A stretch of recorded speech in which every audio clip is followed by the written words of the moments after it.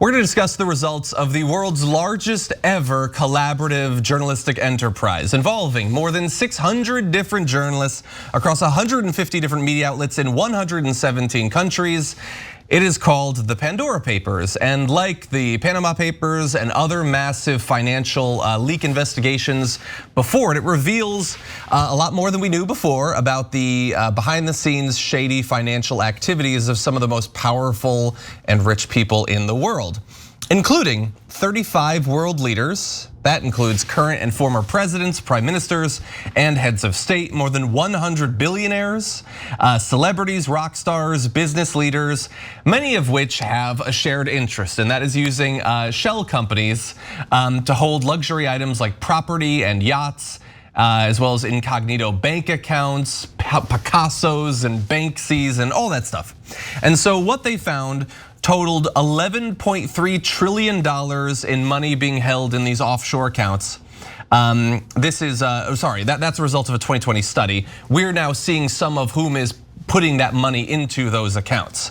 And they're fairly big names you might actually recognize from the news, like King Abdullah II, who rules Jordan, spending more than $100 million on lavish properties in the US and Europe while his country fell deeper and deeper into political turmoil.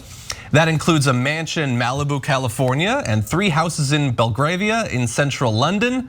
All were concealed behind a dense web of shell corporations. So not just like a shell corporation, literal webs of them designed to make it as difficult as possible to understand that this guy was spending massive money to buy real estate around the world. We have other examples, like a woman suspected of being involved for a few years in a relationship with Russian President Vladimir Putin, became the owner of a pricey Monaco apartment days after reportedly giving birth to his child. They believe they've identified something like $100 million in assets being held by that woman now. So big money being thrown around for the mistress. Ukraine's president, Volodymyr Zelensky, who was elected in 2019 on a pledge to clean up his country's notoriously corrupt and oligarch-influenced economy, is also named in the leak. During the campaign, he transferred his 25% stake in an offshore company to a close friend who now works as the president's top advisor, as you do. So again, that one of my favorite running threads through all of this is politicians who got into office specifically claiming they'd be warriors against corruption, and the second they got in, they began draining tens or hundreds of millions of dollars out and plopping them in offshore bank accounts. Yeah, so we've got other examples too, but what do you think? Yeah, first of all, unfortunately, it's one of the most common things in the world. Gee, I wonder if foreign oligarchs are taking their money out of the country, and it's their money. No, they're, of course. How did Putin get $100 million to give to just one of his mistresses? Dogecoin. Okay. My guess is that he didn't walk into office with that kind of money. He walked out of office with that kind of money, or he's still in office, and he's never going to walk out. So for all the people pretending to be on the left, go ahead and scream Russiagate now and defend your beloved Vladimir Putin. But it's not about Putin, it's about all of these guys doing it at the same time. Wait, Jake, really fast. Yes. How much money would you have to casually give $100 million to a mistress? There is no amount of money where I would do that. Trump gave 130,000, and he's a billionaire. Right. Putin's giving 100 million.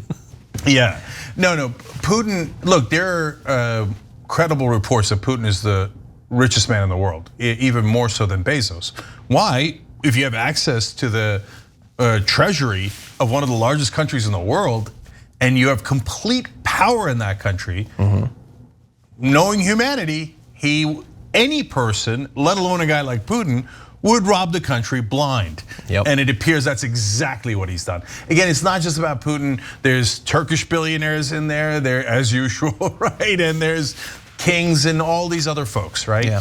We're gonna get to why America's not featured so much in that document dump in a second. More moral, more ethical. That is not the correct answer. No?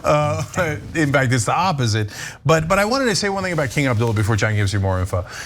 So life is complicated. King Abdullah is one of the more secular and stable leaders in the Middle East. There's been less problems in Jordan than almost any other country in the Middle East. And so credit to him for managing that country in a way that has been even-handed enough not to cause revolutions, etc.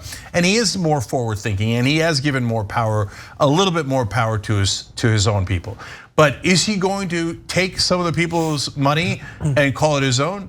Of course, king is in the title. King Abdullah.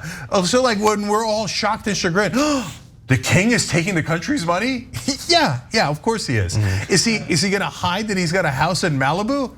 Of course he's gonna hide that. Because back at home, he's going, oh, salaam alaikum, ashhadu an la ilaha illallah, right? And meanwhile, if they find out he's living high on the hog in Malibu, it might create some issues. So that's why I use him as an example, because it isn't personal. We have to shut down these tax shelters through legal means. Otherwise, all these powerful people in all these different countries will of course rob us blind. And by us, I mean mainly their own people. Yeah, we have to shut down the tax shelters. We also have to fight for democracy strong enough that people actually have the free press necessary to know that this is going on, and the democratic ability to have their will be heard when they turn against the leaders. Many of the countries in this are run by people that, like, it might be inconvenient for them that people know of their crimes, but there's no way they're ever gonna lose office. In any event, let's turn to a couple more examples, including the president of Kenya, Uhuru Kenyatta, who has portrayed himself as an enemy of corruption, as so many of these has. According to the ICIJ report, Kenyatta's family has been accumulating a fortune in offshore tax havens for literally decades. They own at least 7 entities based in the British Virgin Islands and Panama, 2 well-known tax havens. The offshore businesses have assets worth more than $30 million. Now, relative small change in this one example for former UK Prime Minister Tony Blair and his wife Sherry Blair. They avoided paying over $400,000 in stamp duty, a tax on property purchases, when they bought a townhouse in London. The building now houses Sherry Blair's law firm. So that corruption is kind of pathetic compared to many of these, but it's still a significant amount of money that they didn't have to pay that other people presumably would have. And look, the interesting thing is, many of these, when you think of offshore tax havens, you probably think of things like perhaps Panama or the Virgin Islands, something like that. But this report makes clear that South Dakota and Nevada are actually among the 2 US states that right now are serving, especially South Dakota, as tax havens for international funds of the sort that you see in this report. And that is where, in theory, the US could do something to fight against this. And I'm sure that Kirsten Sinema would be totally on board with making those changes to the law. Yeah, so there's the specific and the general here. The specifics about South Dakota. Why South Dakota? Well, it's one of the reddest and safest Republican states. And not a lot of eyes are on South Dakota. So that's a perfect place to put in a corrupt Republican governor like Kristi Noem and say, all right, we'd like to use your entire state basically as a tax shelter for all the crooks and criminals in the world. And for the Republican Party, they're like, yes is our answer. That's not a close one, right? And so that, like, it's not like Kristi Noem's unfamiliar with it. Oh, golly gee, are they hiding trillions in my state? Okay, that's almost the only thing in South Dakota. There's a lot of COVID too, to be fair. Let's credit where credit's due. Sturgis and Mount Rushmore. Okay, so we're willing participants in this, which then gets the much bigger point about America. There's not a lot of Americans on the list. Is it because we're more moral? Don't be ridiculous, okay? No, it's that America is so corrupt and there's so many tax loopholes written into our laws that a lot of people don't need tax shelters. Yeah. So if you're in Europe, especially in Northern Europe, you really gotta hide your money, okay? Because those are good mixed economies, colloquially referred to as socialist, where they actually try to track you down and they serve the people and they have, relatively speaking, especially compared to America, fair tax codes, right? In America, we're like, the rich have to pay very little. And by the way, here's one enormous loophole and another one and another one. You choose whichever Mack truck you'd like to drive through any of them, okay? So they don't have to bother going to illegal or sheltered, hideaways. They just do it wide out in the open. And furthermore, we have, of course, this is why I talk often about how America is unfortunately the most corrupt country in the world. It's because we legalize bribery. So you can bribe politicians to write the tax code any way you like. It's called a campaign contribution. And later it's called a salary for being a lobbyist, or money for a speech you're giving at Goldman Sachs, okay? And they shovel millions of dollars to the powerful here so that they shred our tax code, and they're not cheating anymore. They just change the rules to favor the rich and only the rich in America. That's why they don't. You're not going to find a lot of Americans on that list. Like, get a load of the Europeans and the Africans and the Asians hiding their money. Idiots! They didn't even write bribery into their laws. Yeah. Well, look, we're way over. I will say that the Biden administration has said that they are going to look into this. Yeah, no, they're going to get around to it right after infrastructure and the voting bill, I'm sure. Other countries, like let's see, a representative for Putin say that it's all unsubstantiated. I don't think they're going to be looking into it there. Oh, Putin's working 24/7, around the clock. Leads, he's working on leads.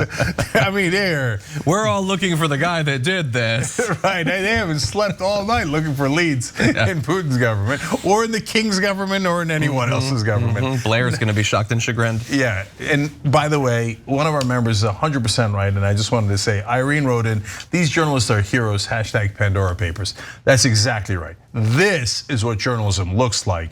There's 600 journalists across 117 countries that expose deep corruption.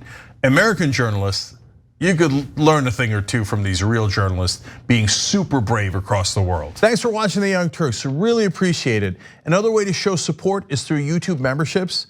You'll get to interact with us more. There's live chat emojis, badges.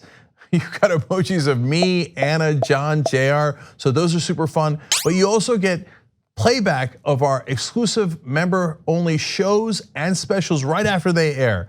So all of that, all you gotta do is click that join button right underneath the video. Thank you.